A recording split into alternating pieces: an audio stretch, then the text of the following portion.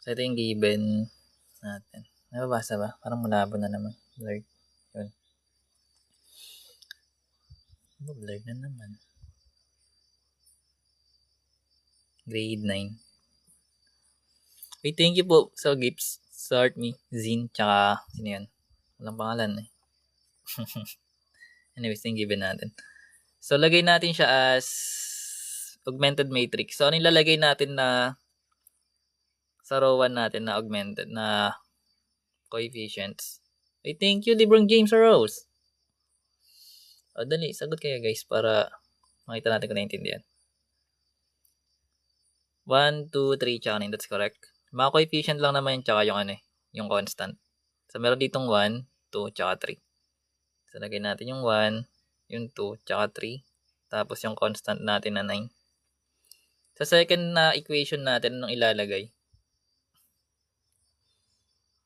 So, magkakaroon tayo ng 2, negative 1, 1, tsaka 8. That's correct. So, merong 2, merong negative 1, merong 1 doon, tsaka yung constant na 8. Then, para sa last na ano natin, anong gagamitin natin dito, guys? So, dapat hindi kayo malilito dyan na, remember, ito yung column ng X, column ng Y, column ng C. So, meron ka ditong 3X minus C. Ang ilalagay natin na mga coefficient niya is 3 sa X. Wala tayong Y, so 0 doon. Then, meron tayong negative C. So, meron siyang negative 1. Then, yung 3 natin. So, ito yung magiging augmented matrix natin. Then, same price sa ginawa natin kanina. Syempre, gagamitan natin ng rule. Then, gagawin natin tong 0 na row 2. Yung itong part. So, anong rule gagamitin mo? Para maging 0 siya. So, gamitin mo yung may 1. Para hindi ka mahirapan. Yung sa column niya na may 1. So, which means, so, ito may 1 ka. Gamitin mo to para maging 0 siya sa rule. Negative 2 R1 plus, that's correct. So, magkaroon tayo ng negative 2 R1 plus R2. Kasi positive 2 eh. So, kayo mo siyang negative 2 para maging negative 2 siya. Then, plus yung 2 mo, hindi magiging 0. O, naiintindihan mo naman pala eh. So, magkakaroon tayo ng 1, 2, 3 sa row 1 natin, tsaka 9. Then, syempre, ito magbabago. So, sabi natin, ni-roll na natin siya, magiging 0 to, diba? So, yun. How about dito na part? Anong magiging sagot? Kung meron tayong rule na negative 2 R1 plus R2, anong lalagay natin na number dito?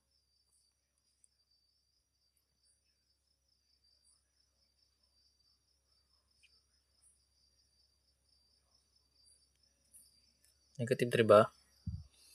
Negative 2 R1 to guys ha. So, negative 2 times yung row 1 natin is 2, diba? So, negative 2 times 2 magiging negative 4.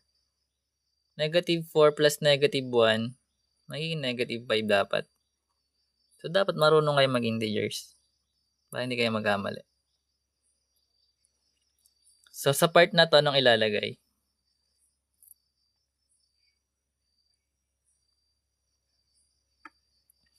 So, meron tayong negative 2 times yung row 1 natin na 3, magiging negative 6, plus yung 1, negative 5 ulit. That is correct.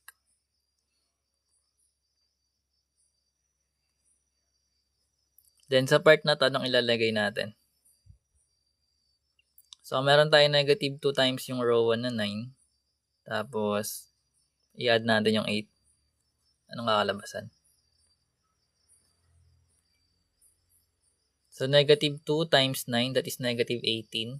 Negative 18 plus 8, that is negative 10. So, may negative 10 to. Then, ibig sabihin, kakopy lang natin yung row 3. Remember guys, pag nagkamali ka dito sa umpisa, mamamali yan lahat. So, dapat careful ka dyan kapag magsosolve. So, dapat tama yung integers mo. Kasi isang number lang mamali dyan, wala na yan. So, ngayon gagawin natin tong 1, Anong rule yung gagamitin natin? Ito muna gawin natin 1, mamaya na itong gawin 0. Ito na muna.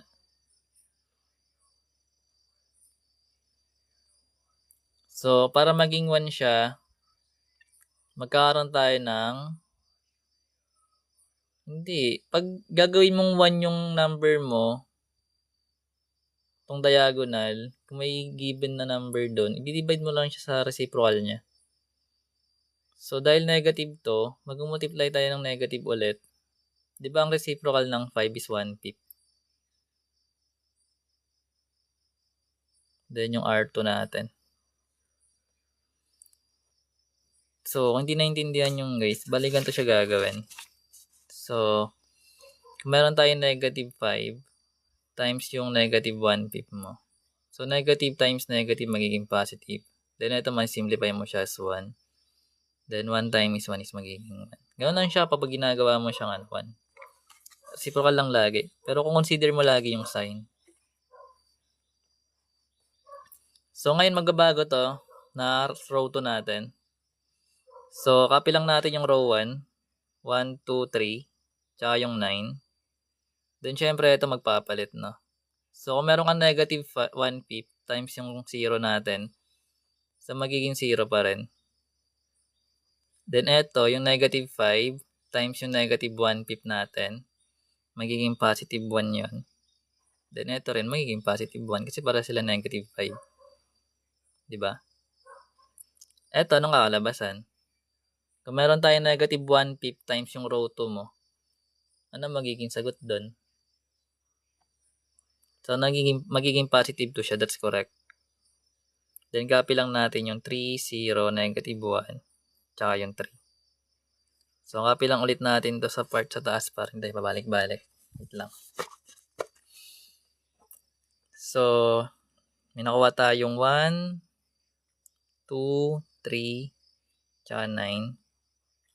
Tapos, 0, 1, 1, 2. Then, 3, 0, negative 1, tsaka 3. So, ngayon, gawin natin tong 0. Kasi dapat yung triangle dito sa baba, 0 siya, diba? So, gagawin mo tong 0.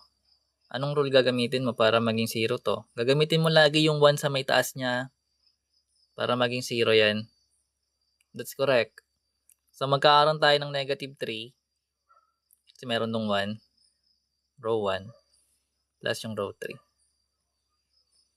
So, kakopy lang natin yung first 2 rows.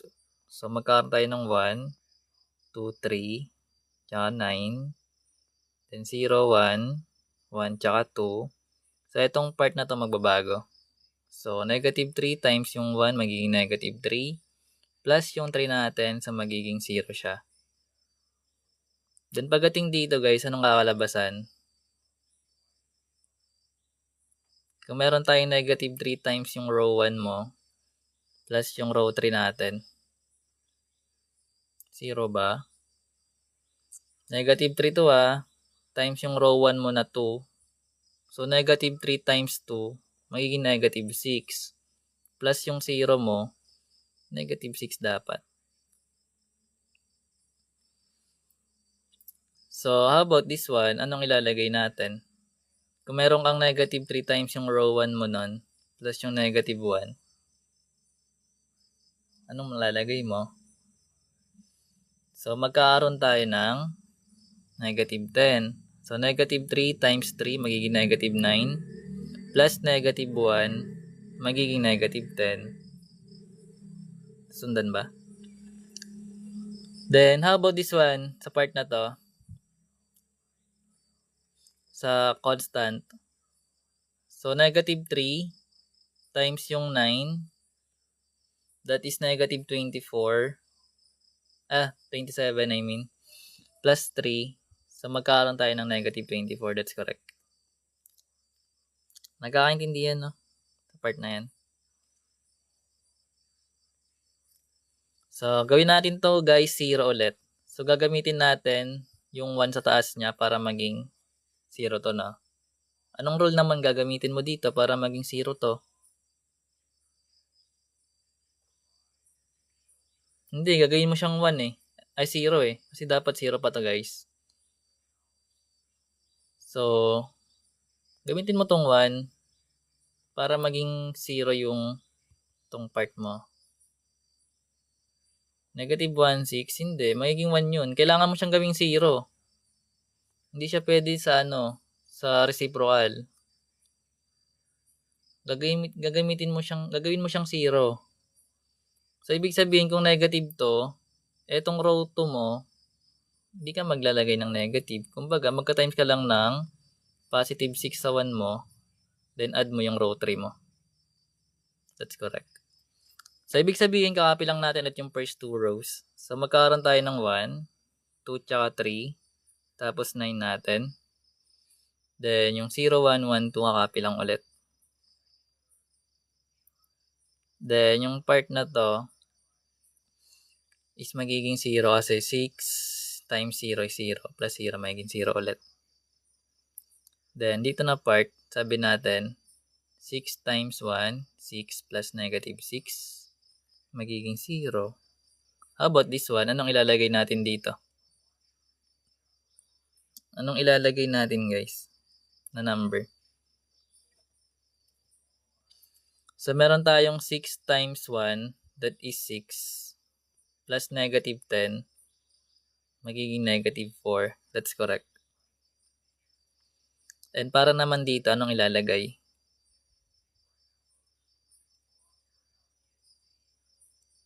So, 6 times yung row 2 mo na 2. So, magkakaroon ka ng 12. Plus negative 24. That is negative 12 dapat.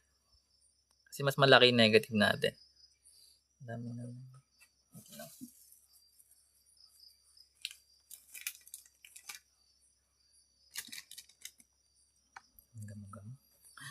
Gamo-gamo na naman. Pero ganun siya ginagawa.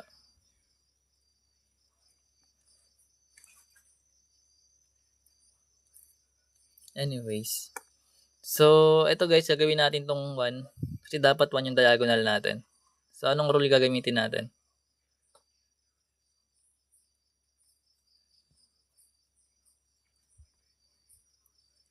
Gamo-gamo.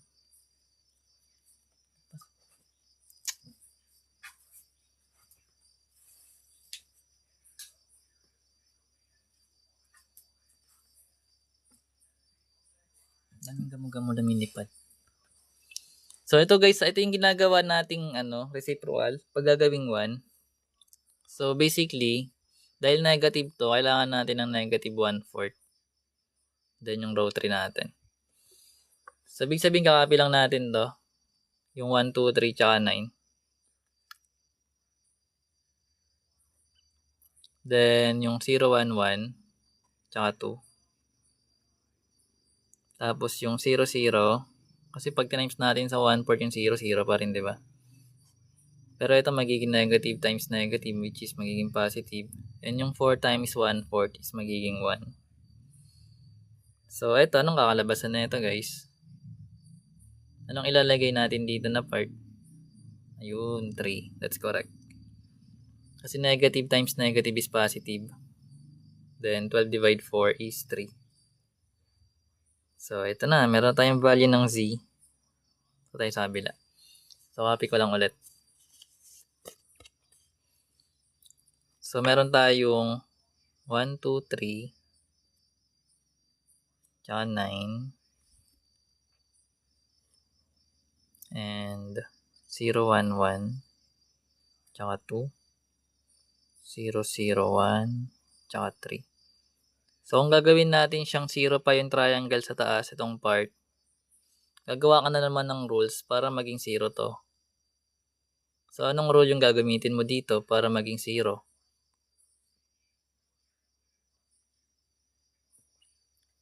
So, ang gagamitin natin is, anong rule? Kailangan mo to gawing 0. Gamitin mo lagi yung 1.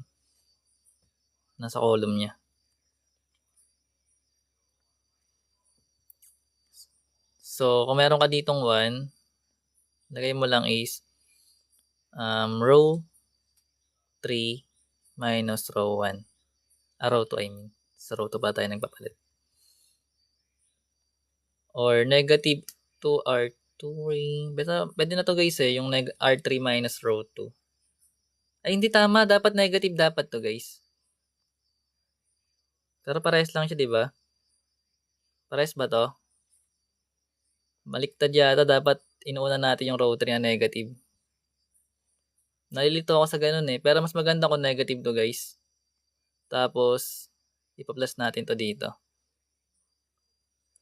Basta naiya ako na negative yung inuuna natin. Pero kayo, kung okay lang sa inyo na hindi siya negative, okay lang din naman yun. Pero mas sanay ako na ginagawa ko siyang negative. Anyways. So, magkakaroon tayo ng 1, 2, 3 dito. Pero nakadepende pa rin sa inyo yun basta hindi magpapalit yung ibang given. So, ito magbabago to. So, meron tayong negative times yung row 3 natin na 0, which is 0 pa rin yun. Then, add mo yung row 2 mo na 0. So, magiging 0 pa rin. So, yung negative R3 natin times yung 0, which is 0. Plus yung row 2 mo na 1. So, magiging 1. And eto guys is magiging negative 1 plus yung 1. So, magiging 0 na. Eto, anong kakalabasan? Yung sa gitna natin dito. So, meron kang negative R3. 3 yun, di ba? Magiging negative 3 plus yung 2 mo. That is negative 1. That's correct.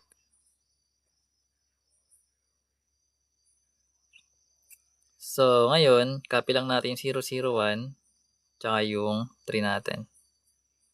So, gagawa ulit tayo ng rule para dito na part.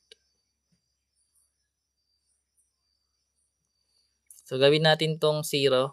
So, gagamitin natin tong 1. Anong rule yung gagamitin mo para maging 0 to? Kung positive to, gagamit ka lagi ng negative kasi para hindi ka malito. Depende pa rin, pero kung anong rule. So, tingin mo na naging 0 to dapat. So, magkakaroon tayo ng negative 2. Yung row 2 natin. Then, add natin yung row 1. Yan. Nagkakaintindihan naman eh. Nakikita ko naman. So, ito magpapalit. So, magkakaroon tayo ng 1 para dito. Then, yung negative 2 R2 natin. Magiging negative 2 yon. Plus yung row 1 mo na 2. So, magiging 0 siya, di ba? Dito, anong kakalabasan?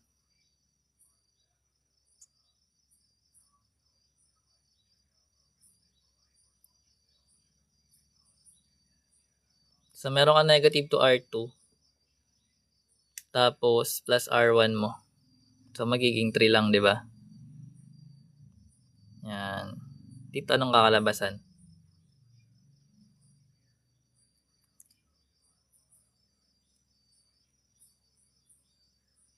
So, meron ka negative 2 times yung row 2 mo na negative 1. Then, i-add mo yung 9. So, negative 2 times negative 1 is 2. Plus yung 9, that is 11. That's correct.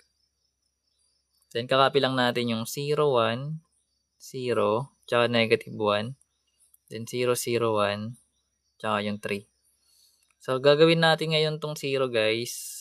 Tong 3. So, anong rule yung gagamitin mo para maging 0 to? So, gagamitin mo yung column na 1 na nakapantay niya para hindi ka malito. So, magkakaroon lang tayo ng negative 3. Hindi ka mag-1/3. Tatandaan mo na ang ginagawa mong reciprocal, eto part lang guys na na diagonal. Eto hindi ka pwede mag 1/3 dito kasi magbabago to eh. Pag nag-multiply ka ng 1/3, magiging 1/3 na to dito. So, hindi mo pwedeng galawin yun. Ibig sabihin, yung sa column lang niya. So, magkakaroon ka lang negative 3. R3 natin plus yung R1. Basta sana na-gets nyo guys kasi pag nagpalit ka ng formula dito, dapat hindi ito magagalaw na sa unahan. Kasi pag nagalaw yan, babalik ka naman sa umpisa. Anyways, so magkakaroon tayo ng 1 times 0 lang naman yun, then i-add lang natin ang row 1. So ito magiging 0 na yun, di ba? Kasi kung meron ka negative 3 times yung 1, magiging negative 3.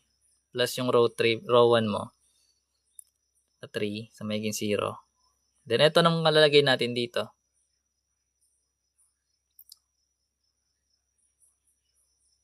So, meron kang negative 3 times yung row 3 mo na 3, magiging negative 9 plus 11 sa magiging 2.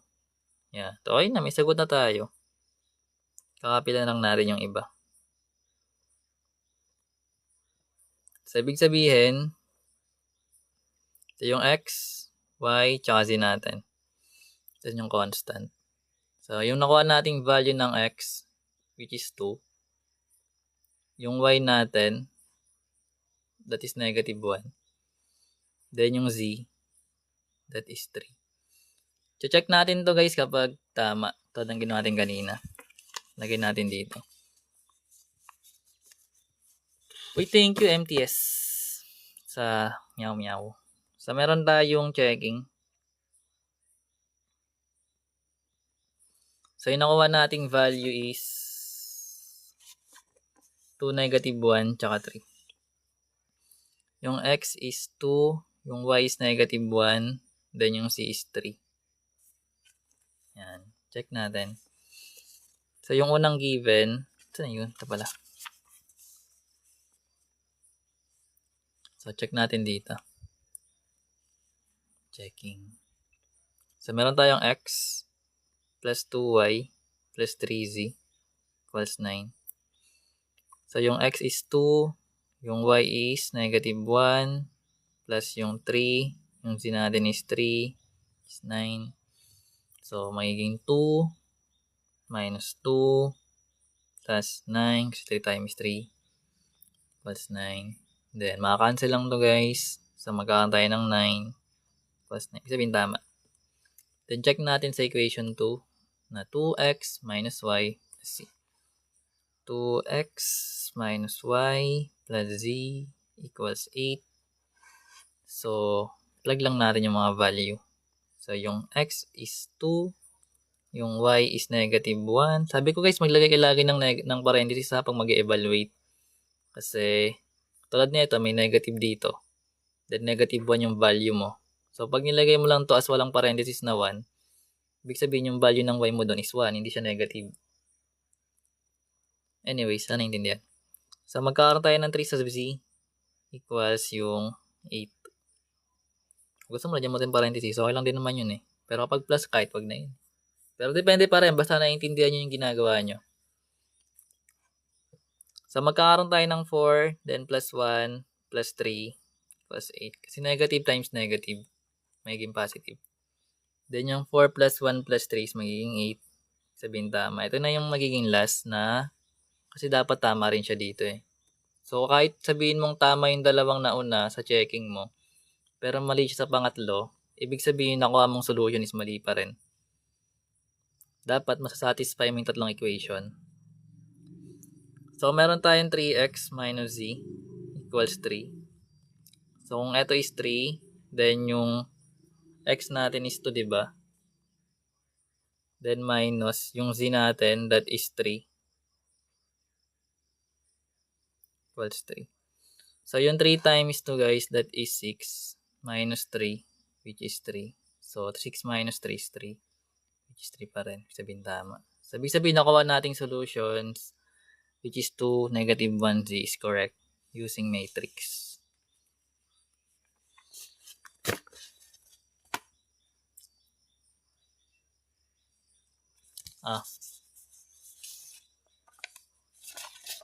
Yain to kay matitusias na given. Pero check mo. Pero ganyan siya ginagawa.